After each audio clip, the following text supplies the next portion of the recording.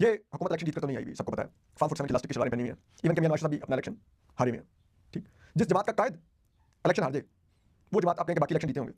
तो अगर आपको ये लगता है तो फिर जो मर्जी आप अपने यकीन रखें क्या इसमें फैसला होता है, लेकिन पूरे पाकिस्तान में 90% प्लस आपको पता है कि इलेक्शन जीते हुए। इनको फार्म 47 की इलास्टिक की शलवारें पहनाई गई थी, बिठा दिया गया था हुकूमत में।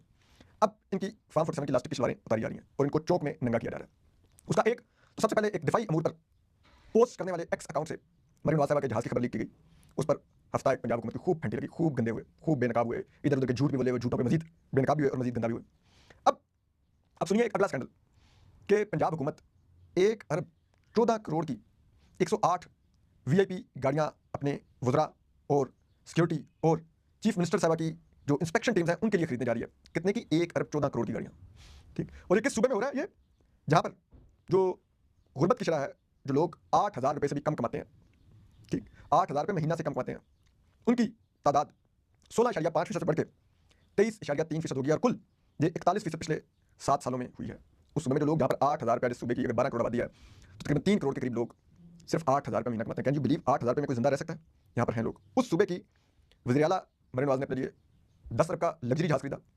फिर अब पहले उन्होंने अपने अफसरान के लिए लग्जरी गाड़ियाँ, चीफ सेक्रेटरीज ये वो, और अब वो 108 मजीद गाड़ियाँ 1 अरब 14 करोड़ की खरीदने जा रही हैं पंजाब हुकूमत। ठीक, और उसके मुताबिक जो 30 करोड़ रुपये मालियत की 28 गाड़ियाँ सिर्फ पंजाब के वज़रा के लिए खरीदी जाएंगी। ठीक, इसमें लैंड क्रूजर भी हैं, हैवल गाड़ियाँ भी हैं, जो फिर इसी तरह से टोयोटा ग्रैंडे एटलस भी हैं, एल्टस सॉरी, फिर टोयोटा यारिस की गाड़ियाँ भी हैं। ठीक है, इसी तरह से 2 बुलेट प्रूफ बड़ी गाड़ियाँ भी खरीदी जा रही हैं जिनकी मालियत तकरीबन 4 करोड़ रुपये है। ठीक, इसी तरह से 25 गाड़ियाँ जो 27 करोड़ रुपये मालियत की हैं वो वीआईपी सिक्योरिटी के लिए खरीदी जाएंगी, यानी कि डाले शाले चीफ मिनिस्टर साहब किसी वजीर ने आगे पीछे होना होगा तो उसके साथ प्रोटोकॉल किया डैश डांगे गाड़ियाँ, वो 27 करोड़ रुपये की खरीदी जाएंगी उस सूबे में जहाँ पर 2.5-3 करोड़ लोग 8,000 रुपये महीना भी नहीं कमाते। ठीक, इसी तरह से 53 करोड़ की गाड़ियाँ वज़ीर आला मरीम नवाज साहबा की इंस्पेक्शन टीम के लिए खरीदी जाएंगी ताकि वो फील्ड में जाकर इंस्पेक्शन कर सकें। कितने की? 53 करोड़ की गाड़ियाँ। ठीक, फिर इसी तरह से ये इन 30 गाड़ियों में, ये 53 करोड़ की गाड़ियों में 30 वीगो डाले होंगे डबल कैबिन। ठीक, 11 टोयोटा यारिस कारें होंगी और 3 टोयोटा जो एल्टिस कारें होंगी, ये होंगी। ठीक है, और उसके अलावा सुजुकी कल्टस और ये मोटरसाइकिल वगैरह ये पहले से ही उस फ्लीट का हिस्सा है। तो आप देखते रहिए कि इनको मुख्तलिफ जगह पे इंस्पेक्शन के लिए हम जाकर देखिए वहाँ पर काम कर, उसके लिए भी डबल कैबिन करोड़ों रुपये के डाले जाएंगे। ठीक, और अब देखिए कि ये जो चीज़ें बाहर आ रही हैं, अब कल हमारी जो पंजाब की वज़ीर इत्तलात हैं असमा बुखारी साहब, वो हमारी बहन, कल उन्होंने पंजाब असेंबली में जब अपोजिशन और इंक्लूडेड पीपल्स पार्टी ने सवाल उठाए कि ये बताएं, ये चीफ मिनिस्टर साहब के लिए जहाज लिया गया है, ये चीफ मिनिस्टर का या एयर पंजाब का, बताएं किसके लिए खरीदा आपने, ऑन रिकॉर्ड आकर पंजाब असेंबली में जवाब दें। तो वो खड़ी होगी और उन्होंने बड़ी गर्मी का इज़हार करते हुए कहा, उन्होंने कहा कि जी अगर बिलावल भुट्टो सिंध हुकूमत का जहाज, ठीक है, रिक्शे की तरह चला सकते हैं, ठीक है, तो पंजाब हुकूमत को भी हक है कि वो जहाज खरीदे और वही खरीदे जो उसकी ज़रूरियात पूरी करता हो। अब असमा बुखारी साहब, आप अभी 1-2 रोज़ पहले कह रही थी कि नहीं नहीं ये तो हक है, ये तो पंजाब एयर के लिए खरीदा गया है, एक नई एयरलाइन लॉन्च कर रहे हैं, अब आप कह रही है पंजाब हुकूमत का कि वो अपने लिए जहाज खरीदे। या आप पहले झूठ बोल रही थी? आज झूठ बोल रही हैं। अगर पहले झूठ बोला तो उस पर माजरत कर लें, बता दें आपको वो झूठ बोलने को किसने कहा था। ठीक, ये आपको समझ में नहीं आ रहा कि करें क्या।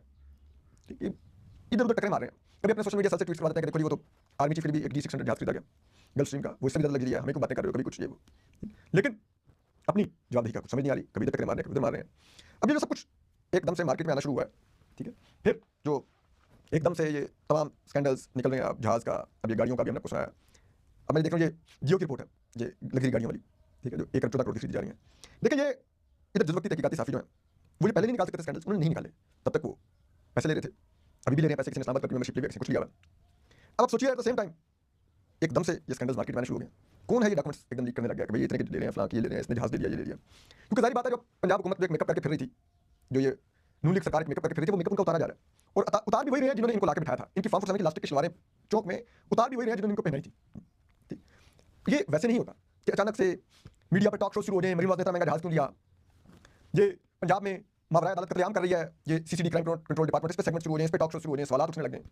अब ये 1 अरब 14 करोड़ का जनाब, ये तो ये लोगों को दिखाया जा रहा है कि भाई ये कितना भयानक चेहरा है, ये शरीफों का कितना भयानक चेहरा है, नून लीग का कितना भयानक चेहरा है, पंजाब हुकूमत का कितना भयानक चेहरा है, शहबाज शरीफ सरकार का, ये दिखाया जा रहा है। ठीक, क्योंकि पहले ही पता है कि लोग इनसे बहुत नफरत करते हैं, तो उन आवाम को बताया जा रहा है कि हाँ आप ठीक नफरत करते थे तो अब हम इनको निकालने लगे, तो देखो कि हमें भी पता चला कि देखो बड़े आवाम के गरीब के टैक्स पेपर पर ये यशी करने वाले हुक्मरान हैं, तो बड़े देखो ये तो इस किस्म के हैं।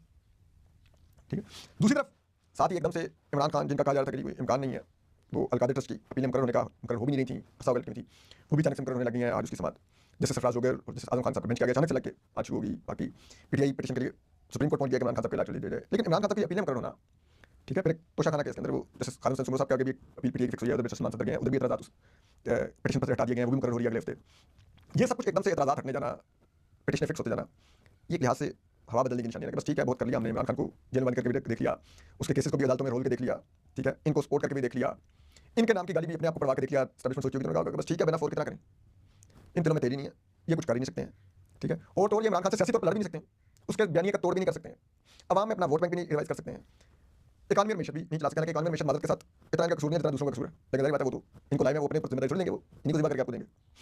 तो वो सब कुछ अब नजर आ रहा है, बाहर भी जाते हैं तो बाहर भी जो ताल्लुकात दुनिया से बन रहे हैं उसमें शहबाज शरीफ को क्रेडिट तो कटेगा नहीं है, हालांकि बतौर चीफ एग्जीक्यूटिव उनको पहली चेयर जरूर मिल जाती है बतौर हेड ऑफ द स्टेट, लेकिन उनका कंट्रीब्यूशन क्या है तो कुछ भी नहीं है।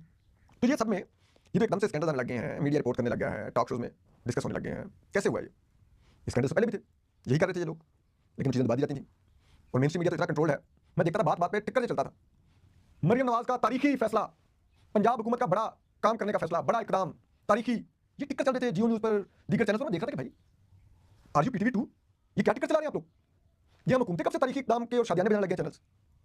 तो फिर एकदम से हवा बदलने लगी, कैसे बदली भाई, तो मुझे आके बताया ना, मैं बड़ा मामूली सा साफी हूँ, लेकिन मुझे 20 साल हो गए हैं मीडिया में ये खाक छानते हुए, मैं स्क्रैच से उठ के यहाँ तक पहुँचाऊँ, खैर भी बहुत मामूली साफी हूँ, लेकिन स्क्रैच से मैं मामूली साफी तक भी का सफर है मेरा, ये हमें मालूम है, ये हवाएं वैसे नहीं बदलती, कुछ बदल रहा होता है।